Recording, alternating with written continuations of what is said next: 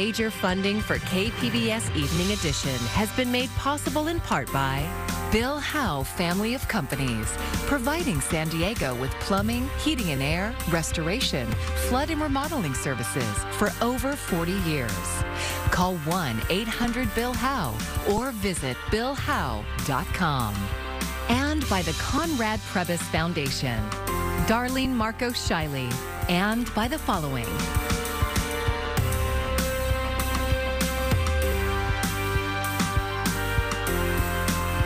And by viewers like you. Thank you.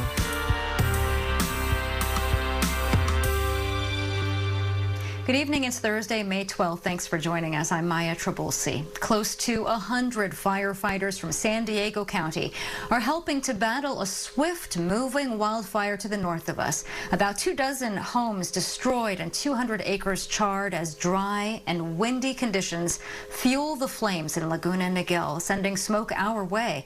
More now from reporter Mike Valerio. Well, 24 hours after this fire started, there are still crews about a quarter mile up and down this street. But as we pivot to my right, this is one of the homes that is a total loss. You can look at the debris that is smoldering in the middle of this home. This as fire crews still have difficult conditions ahead. The U.S. Drought Monitor said Thursday California's rainfall is nearly 10 inches below normal this year, and it's clearly not helping an already early fire season. Listen to this backyard video with birds tweeting like a normal Laguna Hills day. But look at what happened in this community, and it's clearly far from normal. It started running up canyon and up slope. Those are two devastating factors, and you throw some wind on it. That's what caused, that's what made the devastation. Orange County firefighters say wildfires are spreading faster and fiercer than ever. I mean, we're seeing spread in ways that we haven't before. The Orange County Sheriff's Department says at least 900 homes are under mandatory or voluntary evacuation orders. We made the evacuation order, and they immediately responded to that order, got out of harm's way, which allowed us to get our resources in there and start engaging in the firefight. It's not clear yet how much is contained or destroyed. Okay, it looks like the cat has been saved. Making homes saved all the more cherished. Your keys. Thank you so much. Did you have to break the door? No, I used keys. Amazing. All right, there you go. Thank you so much. In Laguna Niguel, California, Mike Valerio, KPBS News. So right where we're looking, this is out. And of course, we are no stranger to wildfires here in San Diego County, and the fire to our north is a reminder to always be prepared. CAL FIRE officials say it's important to talk about what your plan will be if you have to evacuate, that you survey your belongings and have medicine bags, important documents, and go bags at the ready. When a wall of fire is coming towards you or your family or your residence, it can be intimidating and people can freak out and not know what to do. Make sure you have that route you're going to take in case there is a fire. Some of our communities are a little more rural. They have one way in, one way out. So just make sure that you're ready to go in case the phone call does come and say, hey, it's time for you to leave. Don't hesitate, grab your stuff and go. Things can be replaced, people cannot.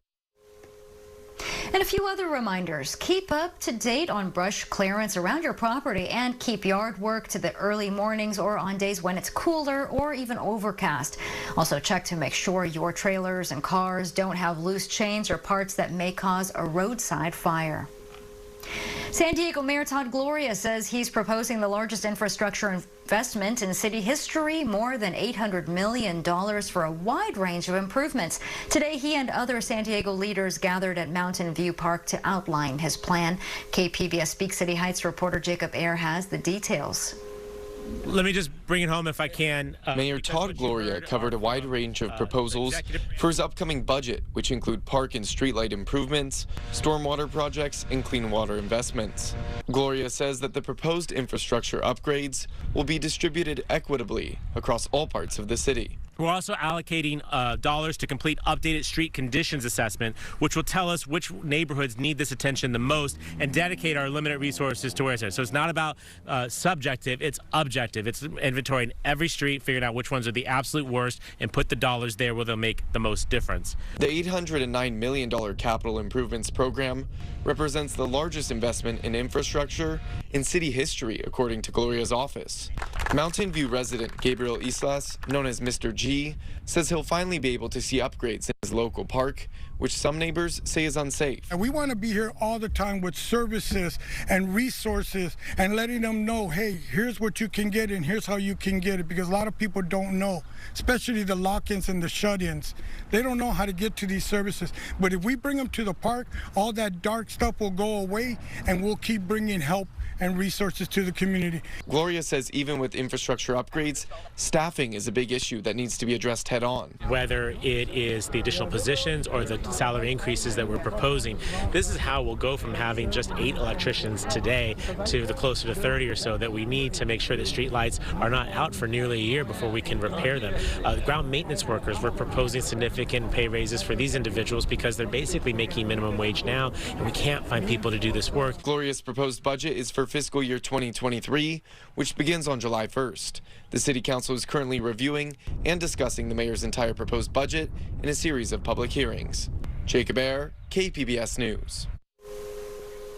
Governor Gavin Newsom has a new plan to address the costs of rising inflation and to put more money in your pocket. Today, he unveiled an over $18 billion relief package with some familiar proposals. It includes $400 checks for every registered vehicle owner, capped at 2 checks per individual, as well as $750 million for free public transit.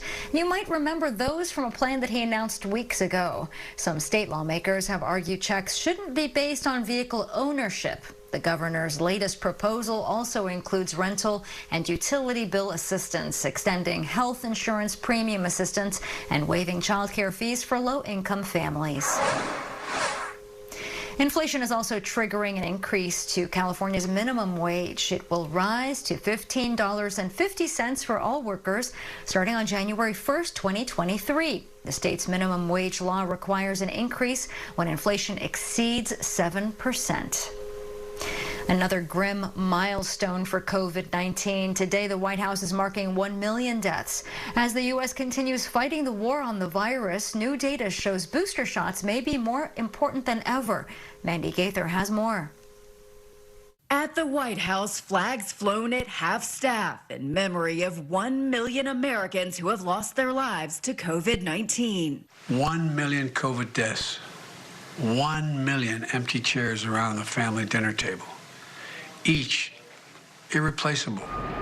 President Biden says the pandemic isn't over. Latest numbers from the CDC show COVID-19 cases caused by an Omicron offshoot have nearly doubled over the past 2 weeks, causing more than 40% of new infections in the U.S. last week. That's just the confirmed cases. And we know so many people either don't get tested or have rapid tests. While health officials say vaccination is the best way to protect against severe sickness, new CDC data shows more vaccinated people are dying of COVID-19 as vaccine effectiveness wanes over time and transmission rates tick up. The CDC says about 40% of COVID-19 deaths in January and February were among vaccinated people, but only about 15% of deaths in February were among people who were vaccinated and boosted. We're quite concerned even about the summer, particularly in the areas of the country where vaccinations rates are not so high, people are not so much up to date. The FDA's commissioner says the concern is even higher for COVID-19 case rates in the fall and winter. In the next month or two, we'll be looking carefully at the composition and the recommendations for vaccination in the fall. For Health Minute, I'm Mandy Gaither. Overdose deaths are continuing to rise at an alarming rate, and it's not just a national trend. It's happening in San Diego, too. CDC data shows more than 107,000 people died from overdoses in 2021. An increasing majority of them were opioid-related. San Diego County officials say there was a 16% increase in overdose deaths just in our region. National data, I have to say, wasn't surprising to me because we've been closely tracking what's been happening locally, and we're seeing increases locally that actually, by small margin, are greater than the percentage increases that the CDC recently reported across the country. So this is something that we have known is a serious problem. It's something that we have known is going to require a sustained and innovative response. The county is looking to invest millions in behavioral health programs with a continued focus on harm reduction strategies. Officials say San Diego County is seeing a fentanyl wave right now, and they say it's not just being mixed with other drugs, but that people are seeking out fentanyl itself. For years, dealing with people who are experiencing a mental health crisis has fallen to law enforcement. It's a job that they didn't sign up for, and they weren't trained for it. But as KPBS reporter John Carroll explains, that's all about to change. All too often, when police officers and deputies have to deal with someone in a mental health crisis, the outcome isn't good. At worst, it can be deadly. The deadly shooting by law enforcement of Yan Lee at her Little Italy apartment in March is a recent example. The killing of Alfred Alongo in 2016 by El Cajon police officers is another. No mental health professionals were on the scene for either of those incidents. It's episodes like those and others that brought us to this day. Today is a significant day. Standing behind Supervisor Nathan Fletcher, representatives from most of the 11 law enforcement agencies in the county, all of them now diverting mental health calls to mental health crisis response teams, 16 of them across the county, available 24/7, 365 days a year. Our efforts around mobile crisis response are designed to alleviate the burden on law enforcement, freeing them up to keep us safe and provide these individuals with the right care. Our partnership with the county's mobile crisis response team has allowed us to free up valuable law enforcement resources to focus on other areas of public safety. The county is contracting with 2 companies, Exodus and Telecare, to provide the crisis care. The county is footing the entire bill. This is one of 6 crisis response vans owned by Telecare, and it's remarkably well equipped for its task. This is where members of the crisis response team can sit, and they have a fold-out desk between them. And this is where people who are in crisis sit, and they have a lot of stuff for them, including snacks, and if there are little ones on board, little plush toy. And to also help the children relieve stress, there's a coloring book, and then other little toys to help them. The crisis response teams can be reached through 911 dispatchers, but the better and faster way to get them is by calling 888-724-7240. That will bring the right kind of help to people who desperately need it. John Carroll, KPBS News. As California prepares for the possible overturning of Roe v. Wade, many women from other states may be coming to California for abortions. Governor Gavin Newsom is proposing a $40 million grant to clinics to help with the costs of offering abortions for free for those who can't pay for them through Medicaid or private insurance. The $125 million reproductive health package also includes providing IT and physical security to reproductive health care facilities, as well as scholarships and loan repayments to healthcare providers. President Biden is speaking with baby formula manufacturers and retailers as parents across the country struggle to find formula. Supply chains disruptions and a safety recall have led to a shortage, and as Amy Kiley reports, in some places it's become a crisis. It's not just a problem, it's a crisis. And it's a crisis that's only getting worse. A nationwide shortage of baby formula has some parents struggling to feed their infants. Our babies literally do not have the formula that they need to survive. In at least these 8 states, formula is more than half out of stock. The issues are supply chain problems and a February recall and shutdown at an Abbott nutrition plant in Michigan. When 2 formula companies own the majority of the market and one of them has a recall, we should not be questioning how do we continue to feed babies. Abbott says it could take 10 weeks for the supply to get back to normal. First, it needs FDA approval to restart production. You need to go inspect tomorrow, today, and let's get these plants up and operational.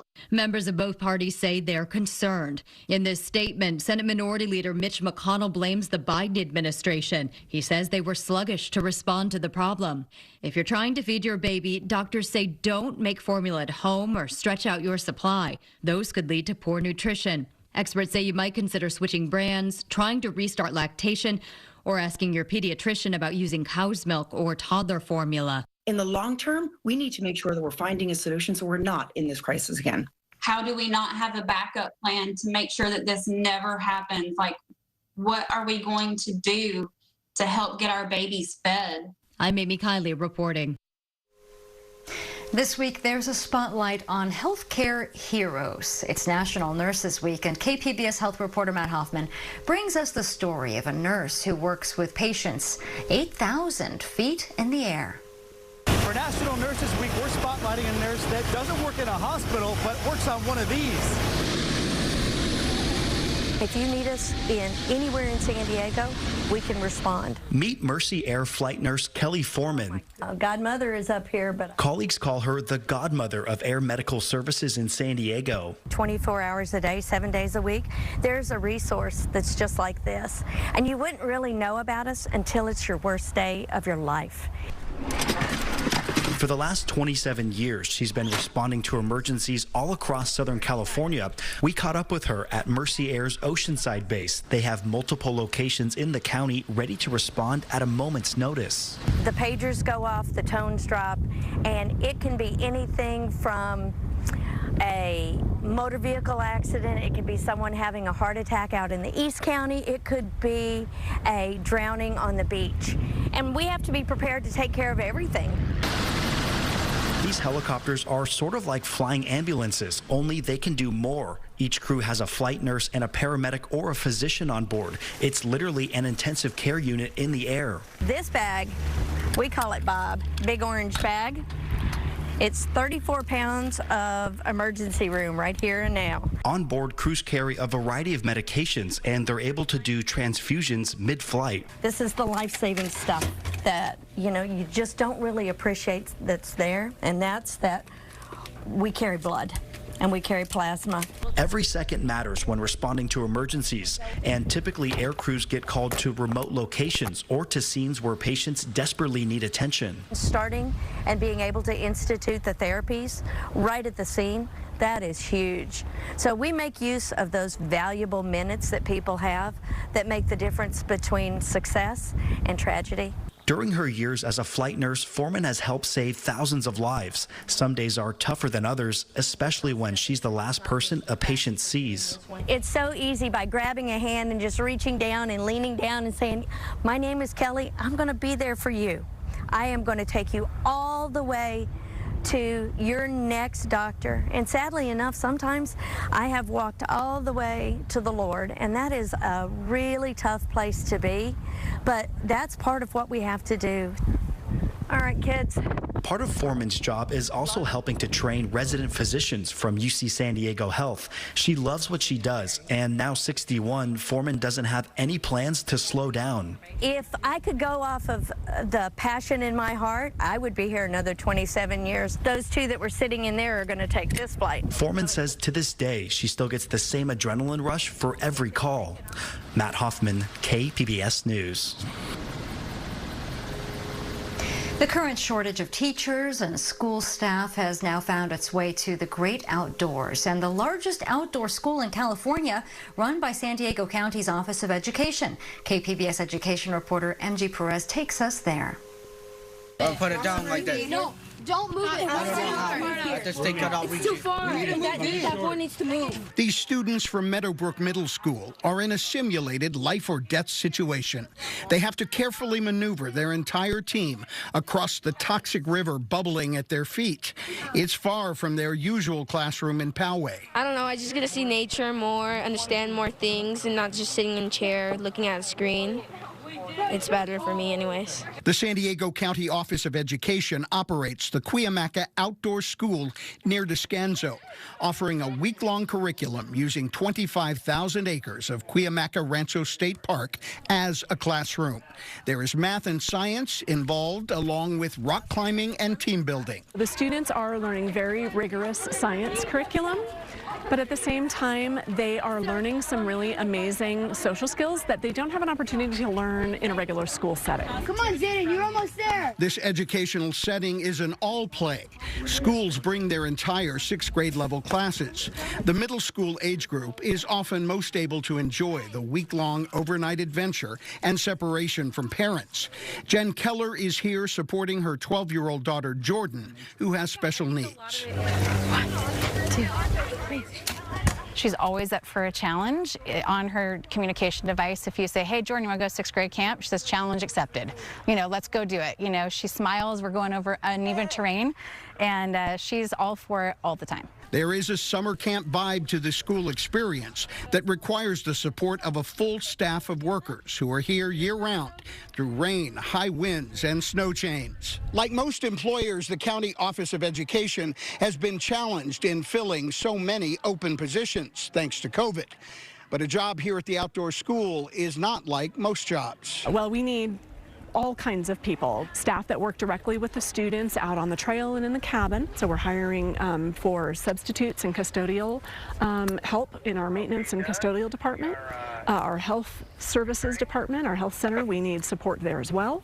We're actually going to be hiring a nurse for next year. There are certificated staff members, but most are classified. More than 11,000 students are expected to come here in the next school year. They will come with their teachers who support the curriculum and celebrate their students' achievements, especially when it comes to the toxic river. They're supporting each other, you know. It doesn't surprise me, but it's just nice to be reaffirmed that they can still do this and that they can work together. They might start off bickering a little bit at the beginning, but they start to come up with a strategy. They start to hear each other. We get this right here. This is the success they're having right now. Mission accomplished. MG Perez, KPBS News.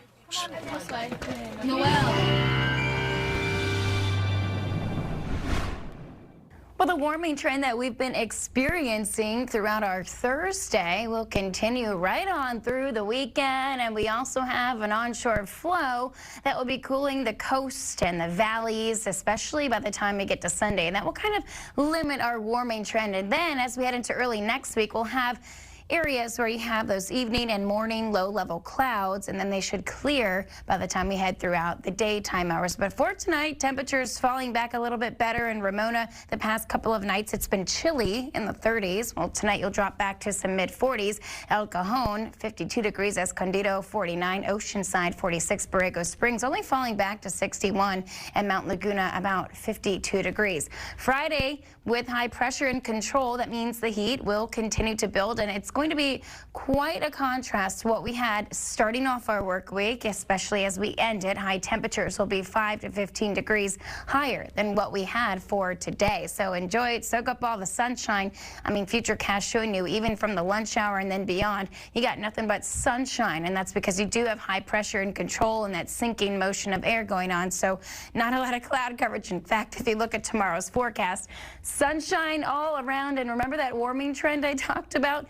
91 for the high in El Cajon. Chula Vista, 78. Ramona, 91 as well. Escondido, 87. Borrego Springs flirting with that triple-digit mark. And Mount Laguna, 71 degrees. Oceanside, 76, a little bit cooler. San Diego, you'll be about 74. So heading into this weekend, there's that coastal comfort that I mentioned with the onshore flow, keeping things cooler, more interior, especially across the desert southwest. It's going to be warmer with some light winds across the area. All right, let's take a look at the 5-day outlook. There's the warming trend by Saturday, and then it starts to cool off. Same trend for the inland, 90s for your Saturday, cooler by the time we start next week. And then for the mountains, look at that, temperatures in the 70s. And for the desert, it's going to be pretty warm, triple-digit heat starting Saturday.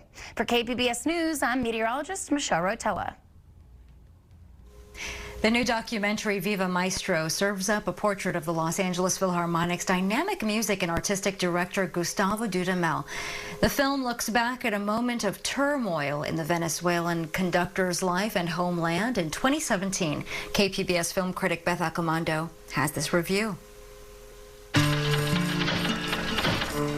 The opening notes of Beethoven's Fifth Symphony are among the most recognized in the world.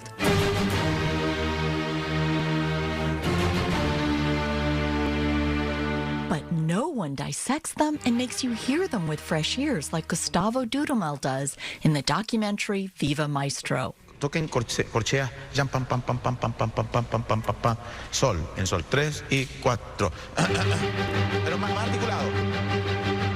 Corto. Y agresivo. Filmmaker Ted Braun looks back to 2017 when political unrest in Venezuela impacted Dudamel's world and led to the government canceling his international tours. Politically, socially, we have a moment of intolerance, unrest. We believe that music has the power to unite people. The film highlights Dudamel's passion for music and its power to transform. It's an inspiring and insightful look at what music means to Dudamel and how he tries to convey that to both an audience and his musicians. The way that charismatic Dudamel talks about conducting and bringing every note to life is riveting and will give even the most unmusical of viewers a new appreciation for how to listen to and, maybe more importantly, feel music. My role is to keep spreading the message. The art, the music, the culture goes beyond something that is only for entertainment. It heals the community. It heals the soul of the people. You can experience the exuberant healing power of music through Dudamel and this film at Digital Gym Cinema starting this weekend. Beth Accomando, KPBS News.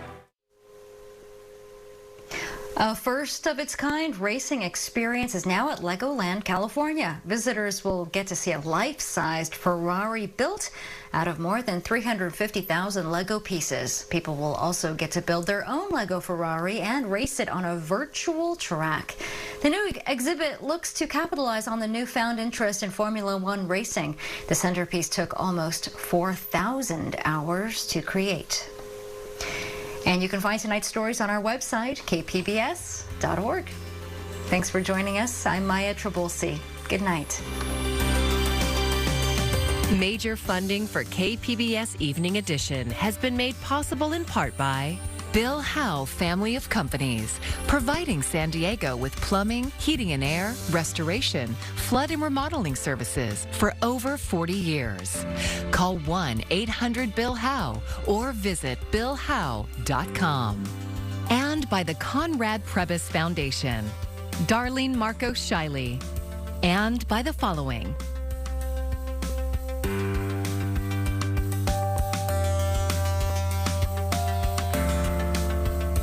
by viewers like you.